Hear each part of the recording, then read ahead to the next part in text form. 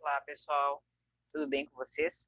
Bom, continuando então aqui com a nossa análise, com a nossa construção do plano de negócios, hoje eu quero conversar com vocês sobre a análise do modelo estrela. Bom, vocês puderam perceber ali que na aula número 18, que trata sobre o plano estratégico, eu apresentei para vocês ali a composição, né, do sumário executivo de um plano de negócios, e também a questão dos pontos que compõem o plano estratégico, que é missão, visão e valores.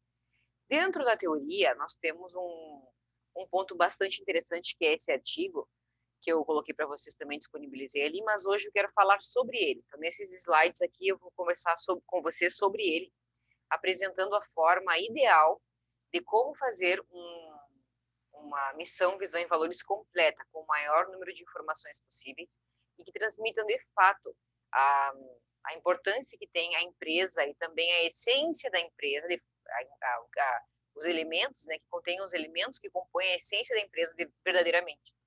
Porque, como vocês sabem, né, muitas empresas elas têm missão, visão e valores, porém isso às vezes não é interiorizado na cultura organizacional. Então, as pessoas, é muito bonito, está ali num quadro, com uma figura bem bonita, para todo mundo ver, tanto para os clientes quanto para os colaboradores, para todos, a quem interessar possa ver essas informações. Mas será que isso de fato representa aquilo que a empresa vive no seu dia a dia? Então, é interessante nós pensarmos sobre isso, refletirmos a com relação à importância de que a missão, a visão e os valores devem concernir, devem representar, de fato, a essência da organização. Por isso, nós temos esse artigo que traz uma contribuição muito interessante, a partir de estudos de missões de várias empresas, né? E eles conseguiram detectar quais eram os elementos que compunham essas missões. E, então, construir um modelo ideal para fazer uma missão do zero, tá? Seguindo, então, com os nossos slides.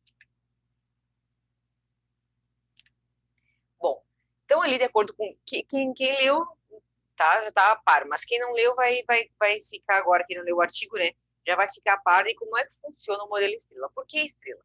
Porque ele possui essa estrela que a gente pode entender até como estrela de Davi, o nome, né, ela é uma estrela que possui 6 pontas, tá? Vocês estão vendo aqui 6 pontas. 1, 2, 3, 4, 5, 6. Cada ponta da estrela, ela seria um item a ser contemplado dentro de uma missão. Cada um desses itens quer dizer alguma coisa. Por exemplo, e eles são denominados C1, né? C1, C2, C3, C4, C5 e C6. Então, o C1 quer dizer a definição do negócio, ou seja, o que é o meu negócio. E para isso tem que ficar claro. Eu preciso ter claro o que é o meu negócio. Porque muitas vezes as pessoas abrem negócios, mas não têm claro a ideia de negócio que querem para si. Por exemplo, às vezes a pessoa pode abrir uma loja de roupas, mas não acaba percebendo que aquilo ali não está dando o retorno que ela esperava. Então ela coloca um xerox, aí ela coloca um freezer de sorvete picolé. Aí daqui a pouco ela está fazendo outras coisas que não são a ideia inicial que ela tinha tido para o negócio. Mas por que isso? Porque o negócio não tem foco. E o ideal seria que, ao invés de ela ficar criando novos produtos ou novas ideias dentro do negócio, ela pudesse focar a atenção dela. Estou falando de uma empresa real, tá, pessoal? Assim, tem uma conhecida minha que ela tinha uma loja de roupas e aí a loja de roupa não estava dando certo, aí ela colocou uma máquina de xerox. Aí depois, não contente, ela foi lá e colocou um freezer de sorvete. Depois ela, o que mais que era? Aí depois ela já estava fazendo é, serviços terceirizados, assim, assim, tinha uma empresa de limpeza, uma coisa assim, de limpeza, de pessoas que fazem limpeza em casas, né, domiciliares, e aí ela já estava de representante dessa empresa, e ali já era o ponto da comercial da empresa também, e aí, assim, aquilo foi, e a roupa ela já não vendia mais. Claro que isso Não, eu não estou querendo dizer com isso que as empresas não têm direito ou liberdade de fazer aquilo que desejarem nas suas empresas. Não, com certeza tem direito. Mas a ideia, para o negócio prosperar e dar certo, na ideia inicial, é necessário muita atenção e desenvolvimento das ideias. Então, se ela tivesse focado um pouco mais nas roupas e focado um pouco mais no cliente que ela desejava atender, com um produto que ela vendia, pudesse ter dado mais certo, tá? O negócio das roupas, que foi para isso que ela sempre quis, o sonho dela sempre foi ter uma loja de roupas. Ela acabou desvirtuando isso em função de não ter foco, tá? Basicamente é isso. A definição do negócio é nós termos ideia clara sobre o que negócio nós queremos fazer, certo? Depois o C2 é política e valores, tá? Então, de que maneira a empresa pretende agir, por exemplo, ela pretende ter uma abrangência social, por exemplo, com relação à responsabilidade social ou responsabilidade ambiental. Então, ela pretende, que tipo de política ela pretende adotar, ou de marketing verde, enfim, o que ela pretende adotar para a sua bandeira, digamos assim, como política externa, né, que seria responsabilidade social, responsabilidade, marketing verde ou responsabilidade ambiental, e interna, de respeito, de valores que ela pretende implementar na sua cultura organizacional. Isso também pode estar ali, deve estar implícito na missão, porque a missão ela precisa conversar não só com o cliente, mas também com o colaborador. A missão ela serve para conversar, orientar, unir as pessoas, tanto unir os clientes com a empresa, unir os colaboradores com a cultura organizacional. Então, por isso da importância da missão, que muitas vezes a gente, vou fazer ali, ser a melhor no ramo, ser a melhor de doces de pelotas do Brasil, como é o meu exemplo, dando um exemplo da minha empresa. Então, não funciona isso, pessoal. Essa é muito bonito no papel, mas talvez não represente na realidade aquilo que realmente eu desejo para a minha organização, para a minha empresa, certo? Então, por isso a gente tem que também ter a questão das políticas e valores a serem implementados para que todo mundo possa olhar e lembrar, quando ficar aquele quadro na parede, olhar e lembrar todo dia as premissas da organização. Bom, com relação ao C3 também, nós temos, o C3 trata da tecnologia e fatores de sucesso. Então, por exemplo, eu tenho alguma tecnologia, e aí isso está atrelado muito fortemente com a questão da vantagem competitiva. O que é a vantagem competitiva? A gente vai lá em estratégia, né? A vantagem competitiva é quando uma empresa detém algum fator especial que faz com que ela se destaque das demais do mercado. Ou seja, ela possui alguma tecnologia, algum processo produtivo que é bem desenvolvido e muito mais desenvolvido do que nas outras organizações. Então, ou então ela possui uma receita específica, ou ela possui uma forma, bom, processo produtivo já comentei, ou ela possui uma tecnologia muito avançada que as outras empresas ainda vão demorar algum tempo até alcançar esse mesmo patamar. Por isso se chama vantagem competitiva, porque ela possui uma vantagem sobre as demais empresas do mesmo ramo, do mercado. E aí ela consegue se destacar e ter, por exemplo, mais eficiência, mais eficácia nos seus processos, ter uma qualidade superior no seu produto, com um custo reduzido, por exemplo. Então, isso vai impactar totalmente, são fatores de isso vai impactar, né, totalmente na tecnologia e fatores de sucesso da organização. Fatores de sucesso em relação à competitividade que existe, né, no mercado, destacando essa empresa dentro do mercado e, ao mesmo tempo, contemplando as necessidades dos clientes. Depois, no C4, então, acabando, né, como eu estou juntando com o que eu acabei de falar, de tecnologia e fatores de sucesso, vem os clientes e as suas necessidades. Então, eu preciso observar por que lá no Design Thinking, que foi o primeiro que nós fizemos, a primeira coisa que nós fizemos foi ouvir os possíveis futuros clientes. Vejam como as coisas elas vão se encaixando dentro de toda a teoria. E por que eu tenho que fazer isso? Porque no momento em que eu escuto o meu cliente, eu percebo necessidades. Necessidades que ele quer, ele deseja suprir. E as empresas estão aí para isso, com seus produtos e serviços. Então, no momento em que eu consigo perceber as necessidades dos clientes, explicitar isso em palavras e colocar isso na missão, eu converso nesse momento na missão, eu converso com o meu cliente.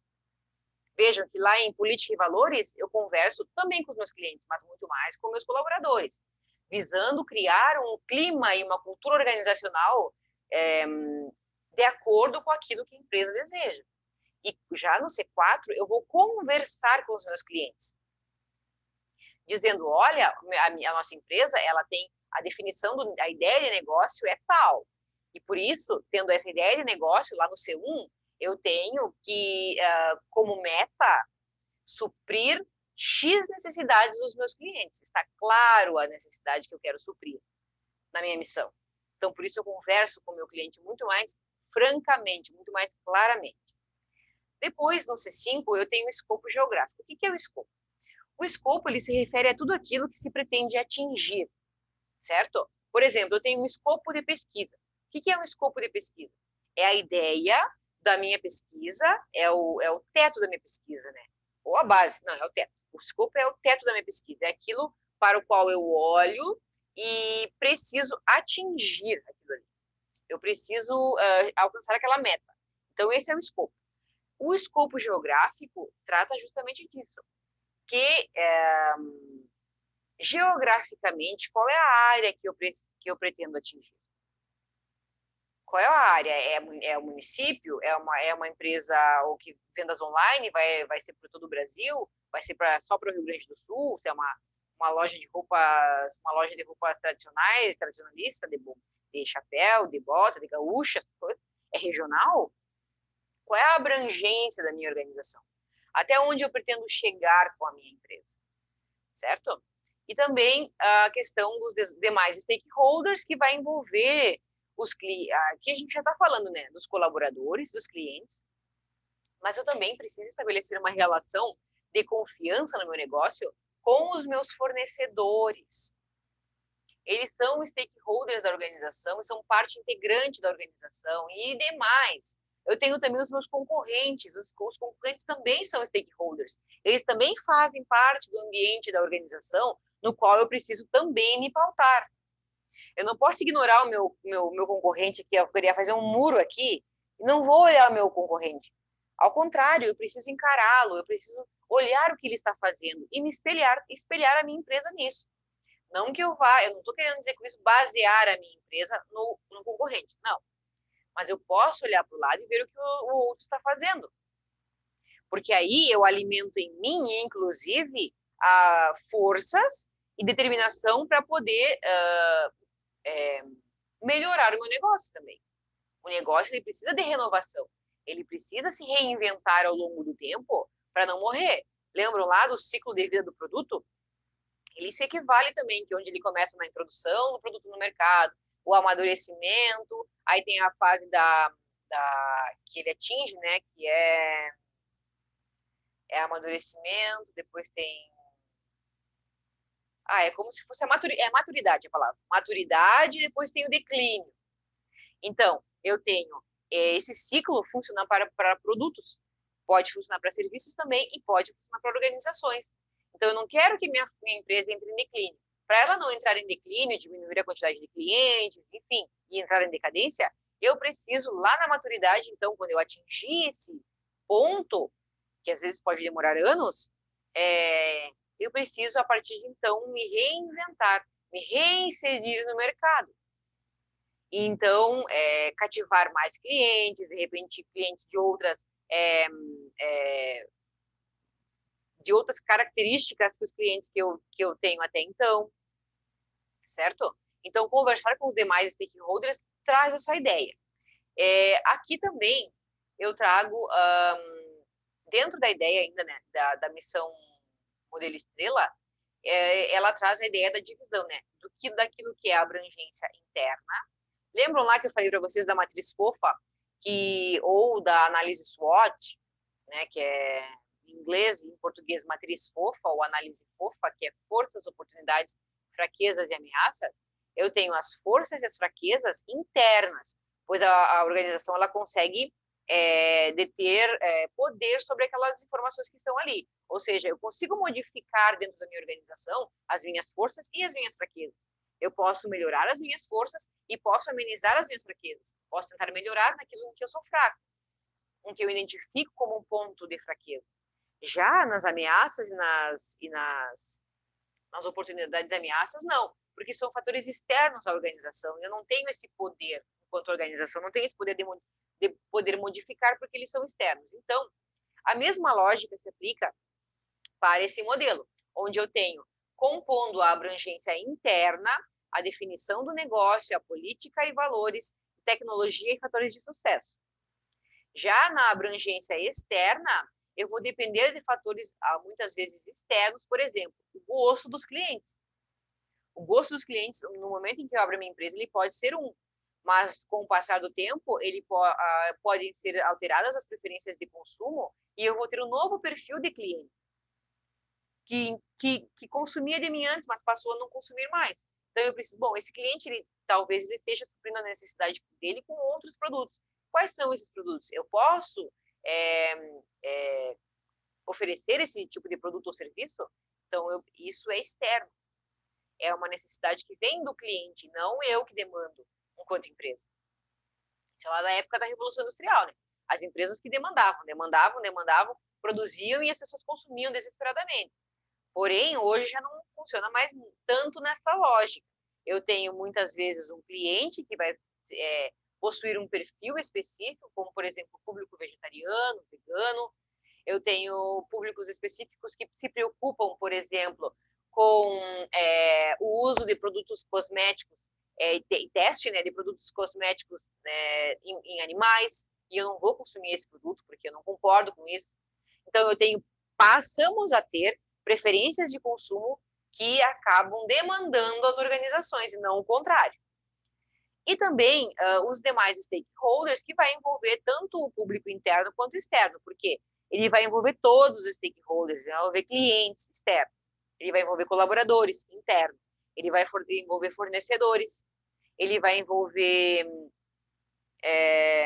os concorrentes.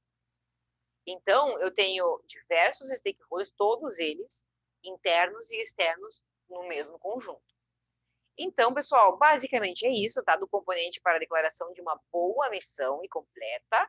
Eu tenho o C1, que é definição do negócio, o C2, que é política e valores, o C3, que é tecnologia e fatores de sucesso, C4, clientes e suas necessidades, C5, escopo geográfico e C6, demais stakeholders. Aqui eu trago o exemplo da Mercedes-Benz, para vocês verem que são indústrias e empresas grandes e que elas têm claramente assim explicitado na sua missão como é possível, são exemplos de como é possível agregar todos esses fatores dentro da missão. Quando eu falo em missão, ela pode se incluir missão, visão e valores para essas características que eu apresentei para vocês, tá? Do C1 ao C6.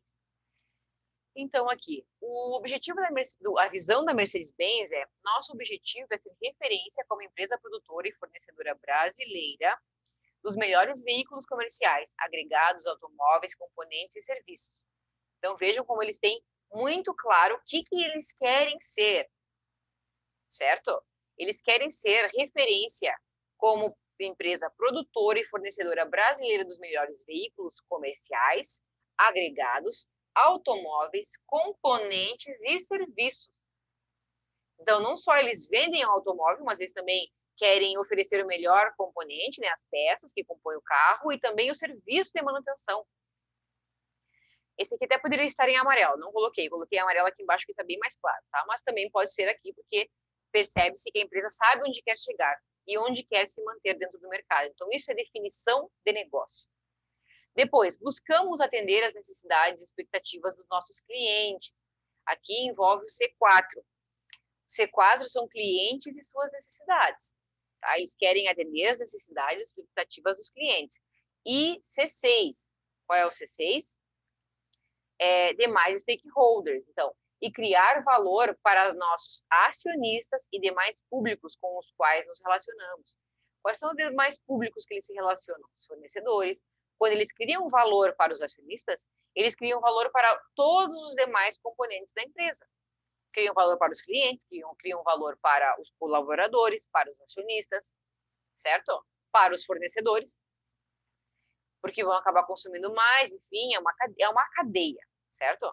Depois, ali na missão, eu ainda tenho o C1, o C3, e também tenho mais uma partezinha ali do C4, que ele vai comentar de novo sobre as necessidades dos clientes. Então, no C1, que está em amarelo, ele coloca assim: nossa missão é ser reconhecida como a maior fabricante e fornecedora mundial de veículos comerciais, automóveis, agregados, componentes e serviços. Na verdade, repete, né? Basicamente é a mesma coisa. Depois, no C3, vamos ver o que é o C3, tecnologia e fatores de sucesso, que é extremamente importante dentro da organização, como a gente já comentou, vantagem competitiva. Trabalhamos para nos manter como a fornecedora número 1 de uma linha completa de veículos comerciais de alta qualidade de serviços. Então, vejam como eles percebem a necessidade de esclarecer na sua missão qual é o objetivo deles em relação a se manter no mercado e ter fatores de sucesso para a organização. Depois ali, relacionados que excedam as expectativas dos clientes, mais uma vez visando as necessidades dos clientes. Depois, a missão é bem cumprida, tá? Eles estabelecem já na missão, visão e valores, os objetivos estratégicos. E aí aqui, dentro de cada objetivo estratégico, eles visam especificamente, por exemplo, aqui, ó, crescimento rentável é o C2, que é que eu me esqueço. C2, que é política e valores. Depois, produtos superiores e satisfação dos clientes, é o C4, que é necessidades dos clientes. Depois, liderança em tecnologia e inovação em tecnologia, C3, que é tecnologias e fatores de sucesso. E assim ele vai fazendo. Marcas líderes, que é definição do negócio. Presença e integrações globais, que é o C5. Vamos ver lá o que é o C5. Escopo geográfico. Então, eles sabem onde eles querem ocupar o escopo geográfico, até onde eles querem ir de maneira geográfica, né? De maneira localmente, né? Onde eles querem ir, até onde eles querem chegar. Depois o verde aqui, que é o C2, excelência operacional, pessoas inspiradas e com alto desempenho. Não lembro o que é o C2, política e valores. Tem problema da gente ir olhando, tá? Olhando o que é cada um. A gente acaba entendendo que isso completa a missão de alguma maneira. A mesma coisa eu trouxe aqui a missão da Polícia Federal e da JBS, tá, pessoal? Eu não vou ler, mas eu vou deixar para vocês esses slides ali, vocês podem olhar, vocês podem, né, acabar lendo ali, ver como se identifica cada uma delas. Mas a ideia é essa, tá, da gente fazer esse exercício no sentido não é exercício para entregar, calma. É só esse exercício da gente entender como é que funciona o modelo estrela e como é que ele se projeta na missão, visão e valores. E como eu, a partir de seguir esse modelo para construir a minha missão, visão e valores, eu consigo construir uma missão muito mais completa, mais cheia de informação e também que converse com os meus stakeholders, tanto com os clientes, mas também, ainda mais importante, com os meus colaboradores. Certo, pessoal? Nesse momento, então, é isso. Vou deixar os slides lá para vocês e até o próximo vídeo.